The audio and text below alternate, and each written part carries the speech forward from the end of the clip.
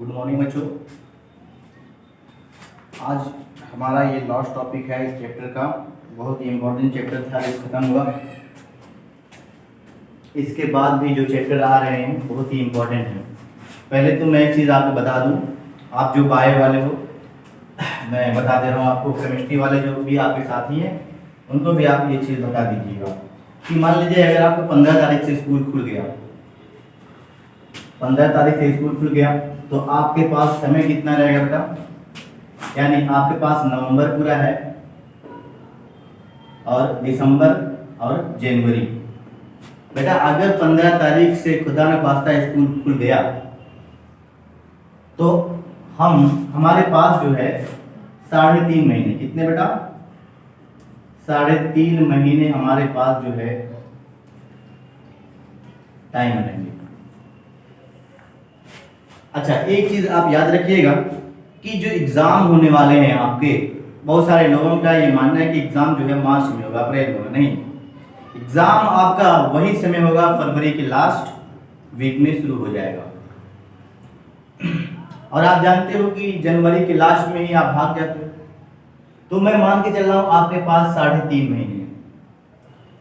तो मेरी एक रिक्वेस्ट रहेगी बेटा कि जब भी आप स्कूल आइएगा तो 3.5 महीने में तो कोर्स खत्म नहीं होगा, लेकिन मैं कोशिश करूंगा खत्म करने की, ठीक है? और समझाते हुए इसके लिए मुझे क्या करना पड़ेगा? मान लीजिए 40 मिनट की क्लास आपकी है, मुझे कंटिन्यूअस 1 घंटे की क्लास रोज लेना पड़ेगा। रोज का मतलब यह है कि जैसे ठंडी की छुट्टी हो जाती है, कोई त्योहार आ जाता है उसकी छुट्टी हो जाती है, इसमें आपकी एक भी छुट्टी नहीं होगी। ये अगर छुट्टी आप लेते हो तो जिम्मेदार आप रहोगे, मैं नहीं रहूंगा। 3.5 महीने में लगभग मैं 80% तक कोर्स खत्म कर दूंगा आपका, 80% तक।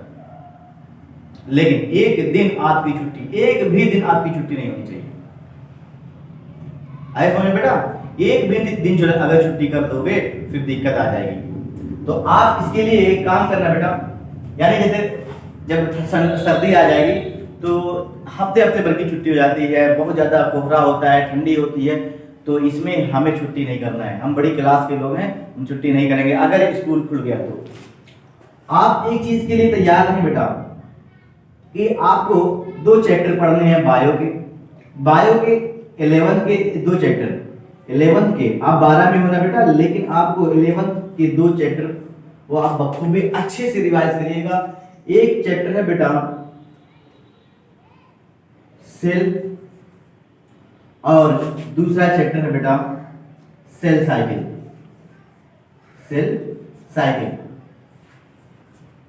सेल और सेल साइकिल, इसके बीच में आता है एक चैप्टर बायोमॉलिक्यूल।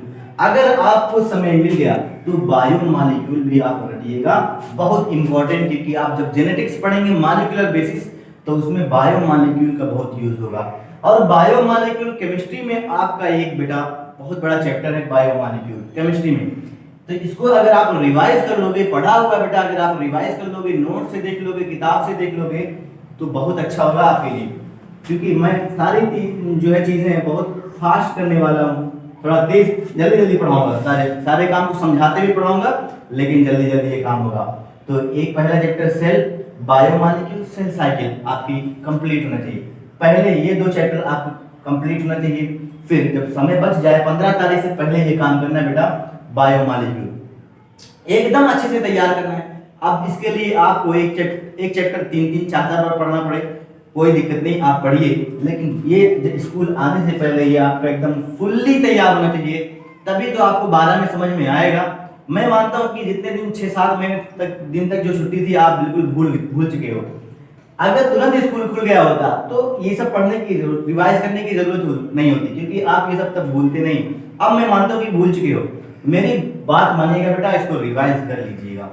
और ये तो हुई बायो की बात। केमिस्ट्री में देखिए क्या आप रिवाइज करेंगे। देखिए बेटा केमिस्ट्री वाले में जो बायो वाले हैं वो केमिस्ट्री लेते हैं, जो केमिस्ट्री वाले हैं जरूरी नहीं कि बायो लेते हैं, मैथ वाले भी होते हैं, तो आप उनको बता दीजिएगा बेटा। एक चैप्टर है IUPAC और पूरा रिवाइज करना है बेटा। और एक चैप्टर है बेटा आपका आईयूपीएसी को कैसे रिवाइज करोगे, पहले शुरुआत के कुछ रूल हैं आप उसको पढ़ लीजिए, फिर सारे क्वेश्चन को क्या करिए, इकट्ठा कर लीजिए, सारे क्वेश्चन को इकट्ठा करिए, फिर लगाइए अपने से, देखिए कहां हम फंस रहे हैं। अगर फंस रहे हैं मतलब आप भूल चुके हो, फिर आप रूल पढ़ना शुरू कर दो। इस तरीके से जब लगाओगे तो बहुत जल्दी हो जाएगा और चैप्टर अच्छे से रिवाइज हो जाएगा। आईयूपीएसी आइसोमेरिज्म भी बेटा, आईयूपीएसी आइसोमेरिज्म, और एक चैप्टर और है बेटा मोल कॉन्सेप्ट। बहुत अच्छे से हमने आपको पढ़ाया मोल कॉन्सेप्ट। ये आपको 3 चैप्टर जो है बेटा एकदम अच्छे से रिवाइज होना चाहिए। अगर जब ये 3 हो गए, 3 जब ये हो जाएंगे, जैसे आईयूपीएसी में थोड़ा सा टाइम लगेगा, आइसोमेरिज्म तो एकदम बहुत जल्दी से हो जाएगा, मोल कॉन्सेप्ट भी जल्दी से हो जाएगा। अगर ये चैप्टर हो गए, कंप्लीटली तैयार हो गए बेटा, तो इसके बाद जो है जब टाइम बचेगा तो पीरियोडिक टेबल भी देख लीजिएगा बेटा। आप जो है ना बूस्ट हो जाओगे अगर ये चैप्टर अच्छे से रिवाइज कर लिए तो। एक एक लाइन अच्छे से आपको 3-3, 4-4 बार यही चैप्टर पढ़ने हैं। एक एक पॉइंट अगर हम कुछ पूछ लें तो आप ऐसा पढ़ें कि आप बता दें। ठीक है बेटा, ये हो गया आपका जो मैं आपको बताने वाला था कि 15 तारीख से पहले आप इस तरीके से प्रिपेयर होकर आएंगे और केमिस्ट्री वाले जो हैं अपने साथी उनको जरूर ये चीज बताएंगे। आइए देखिए बेटा, 2 चीज लिखी हुई है, एपोमिक्सिस लिखा हुआ है और ये पॉलीएम्ब्रियानी लिखा हुआ है। एपोमिक्सिस का तो मतलब मुझे जो है हिंदी मतलब नहीं पता है, लेकिन पॉलीएम्ब्रियानी का पता है, बहुभ्रूणता, एक से ज्यादा जब भ्रूण हो, एम्ब्रियो बने। और एपोमिक्सिस की मैं डेफिनेशन आपको बता सकता हूं। क्या होता है बेटा, सीड का निर्माण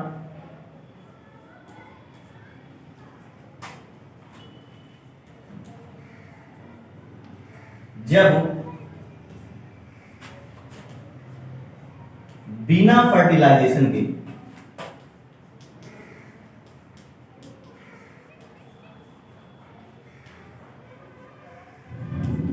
के ही हो जाए,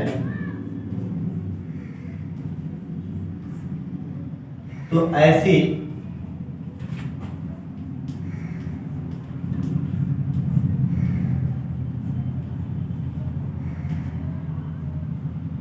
प्रक्रिया को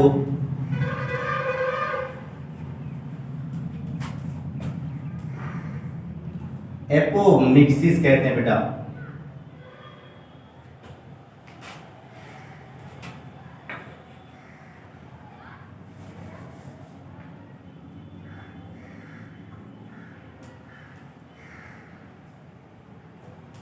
एपोमिक्सिस कहते हैं।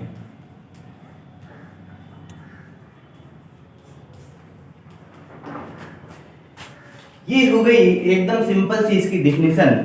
आप जानते हो बेटा कि अगर मैं एक फ्लावर बनाऊं, सब कुछ यही फ्लावर है, अगर आप इसी को अच्छे से पढ़ लिए एक एक चीज, तो आपका ये चैप्टर बिल्कुल भी कंप्लीट हो जाएगा बेटा। और आप जानते हो कि ये चैप्टर आपके बोर्ड के हिसाब से, नीट के हिसाब से, हर हिसाब से ये चैप्टर बहुत ही इंपॉर्टेंट। इसका डायग्राम बहुत पूछा जाता है बेटा, सारे, सिर्फ इस फ्लावर का डायग्राम नहीं, जितने भी मैं आपको एंथर, उसकी कटिंग जो भी बताया हूँ, एम्ब्रियो सैक क्या होता है, पॉलन सैक, सबकी जो है डायग्राम आपको अच्छे से जो है बनाने आने चाहिए और उसकी नंबरिंग, नेमिंग करने आने चाहिए। ये होता है बेटा पीटल, और ये है सीपल, और यहाँ पे होता है बेटा आपका स्टेमेन, और स्टेमेन मिलकर एंड्रोसियम बनाते हैं। आप जानते हो इसके अंदर एक और स्ट्रक्चर होता है, इसको हम लोग ओव्यूल बोलते हैं। एक पॉलन ग्रेन कहीं से आ गया, जिसका पॉलिनेशन के द्वारा एक पॉलन ग्रेन आ गया, पॉलन ट्यूब के जो है पॉलन ट्यूब बनाकर अंदर पहुंच गया।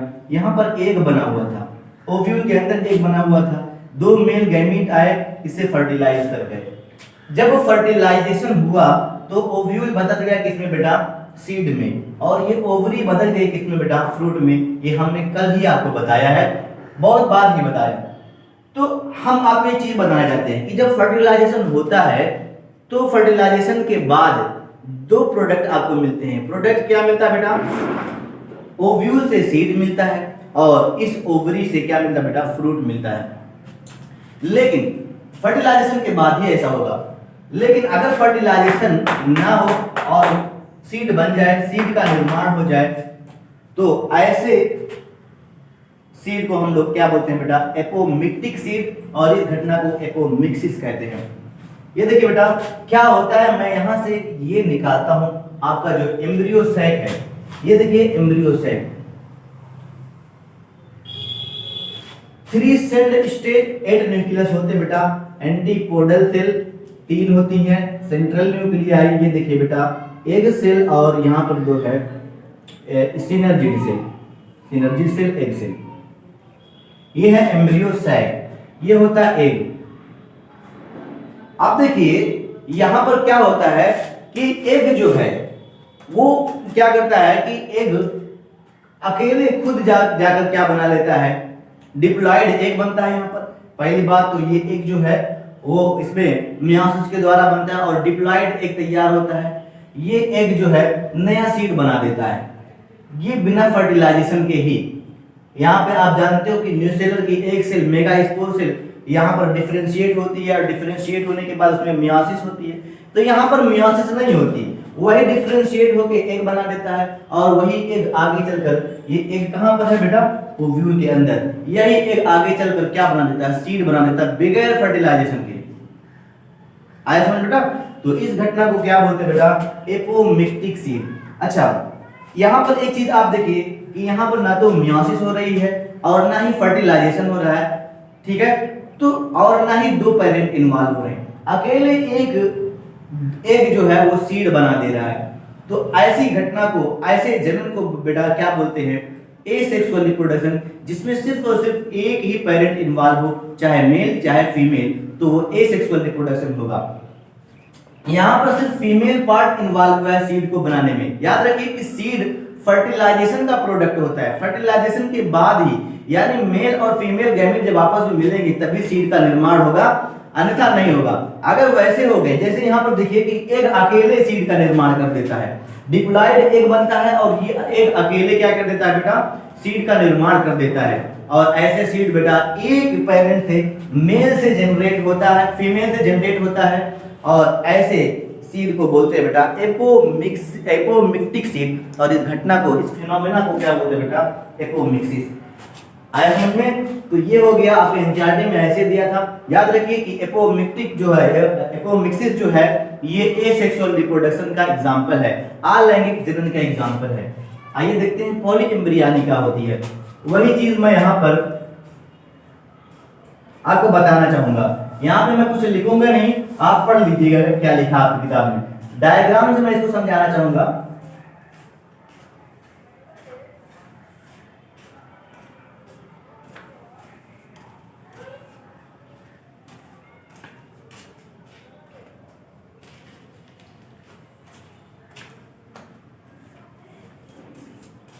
ये आपका जो है ये ओव्यूल, ओव्यूल के अंदर फिर से जो हमने ये बनाया बेटा आपका, ठीक है, एम्ब्रियो सैक। ये अगर हो गया तो मैं इस चीज को यहीं पर समझाऊं, चलिए ठीक है, यहीं पर समझा रहा हूं। मैंने इसको निकाल लिया, और आपको याद होगा कि हम ऐसे बनाते थे,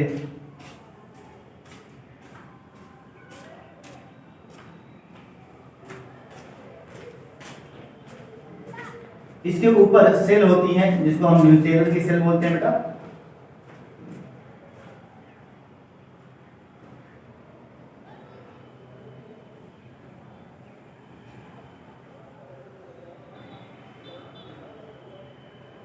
और फिर देखिए ये इंटेगुमेंट होता है, इनर और आउटर इंटेगुमेंट।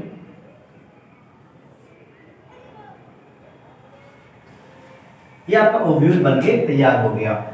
आपको पता है कि माइक्रोपाइलर वाले क्षेत्र में, माइक्रोपाइलर वाले रीजन में एक न्यूसेलर सेल अपने आप को परिवर्तित करती थी और बनाती थी मेगास्पोर मदर सेल। अपने आप को कैसे बनाती थी? Megaspore mother cell. यहाँ पर जो थी वही मेगास्पोर मदर सेल में मियोसिस हुई, बार बार मियोसिस हुई, एक बार मियोसिस हुई तो क्या बने? 4 मेगास्पोर बने, जिसको हमने मेगास्पोर टेट्राड बोला था। वहां से तीन खत्म हो जाते हैं, खराब हो जाते हैं, सिर्फ एक फंक्शनल मेगास्पोर बनता था, जिसका न्यूक्लियस डिवाइड करके 8 न्यूक्लियस बनाता था। 3 ऊपर चले जाते थे, 3 नीचे, 2 बीच में। ऊपर सेल बन जाती थी, नीचे सेल बन जाती थी, बीच में वैसे न्यूक्लियस रह जाते थे। ऊपर वाली सेल क्या होती थी? Antipodal cell. नीचे वाली सेल क्या हो जाती थी? Synergid cell. और एक सेल बीच में जो सेंट्रल न्यूक्लियाई है बेटा, यानी 2 न्यूक्लियस जो हैं वो ओपन ही रहते थे सेंट्रल सेल के अंदर।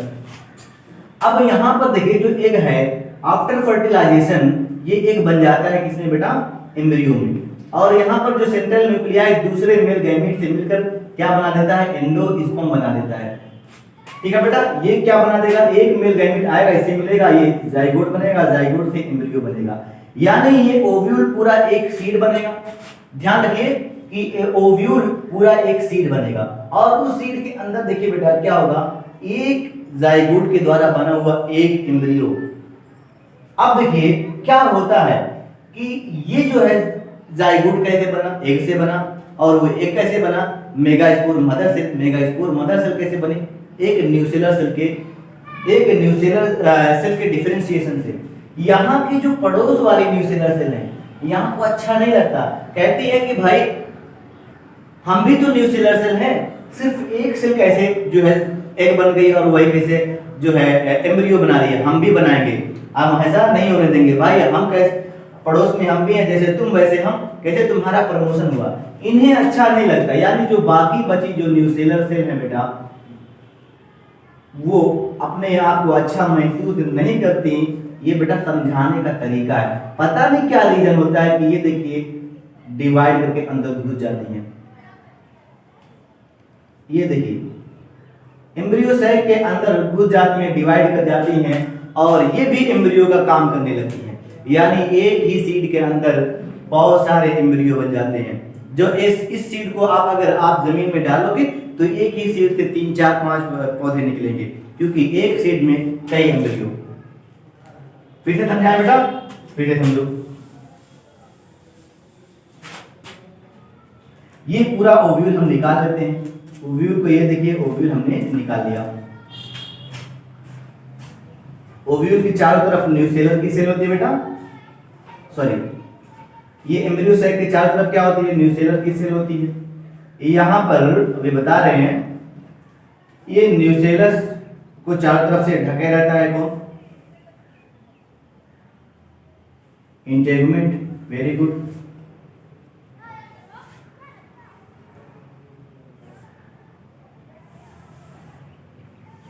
इंटेगुमेंट। एक न्यूसेलर की सेल ये वाली जो माइक्रोपाइलर वाले क्षेत्र में होती है, ये न्यूसेलर सेल अपने आप को डिफरेंशिएट करके मेगास्पोर मदर सेल की तरह काम करती है।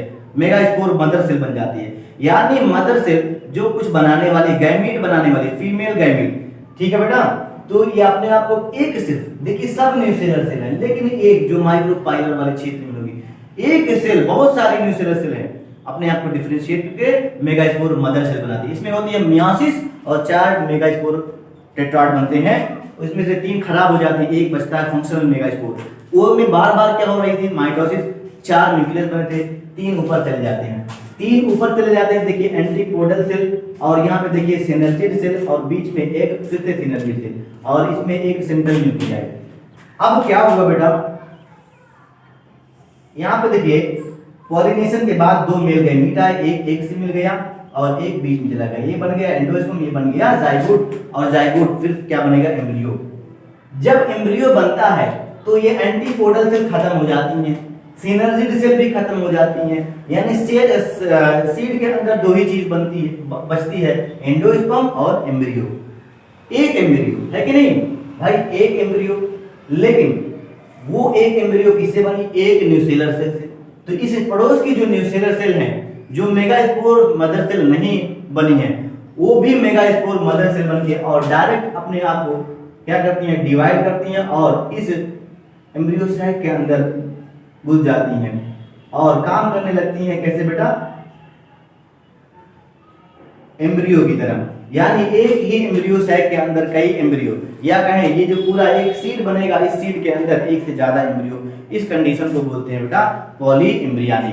ये पॉली एम्ब्रियानी मैंगो में और जो सिट्रस है, यानी संतरा हो, नींबू हो, इनमें ज्यादा देखी जाती है। याद रखिए जिसमें पॉली एम्ब्रियानी होगी वो सीड थोड़ा सा बड़ा हो जाएगा। कभी आप नींबू को निचोड़िए और उसमें देखिए कुछ सीड जो है बेटा छोटे होंगे और कुछ सीड क्या होंगे, एक आध दो सीड उसमें से बड़ा होगा। जो जिसमें एक से ज्यादा एम्ब्रियो होंगे उसका साइज बड़ा हो जाता है। आया समझ में? ठीक है बेटा, ये चैप्टर होता है खत्म। अब अगला टॉपिक जो है ह्यूमन रिप्रोडक्टिव सिस्टम, कल से शुरू करेंगे। Thank you.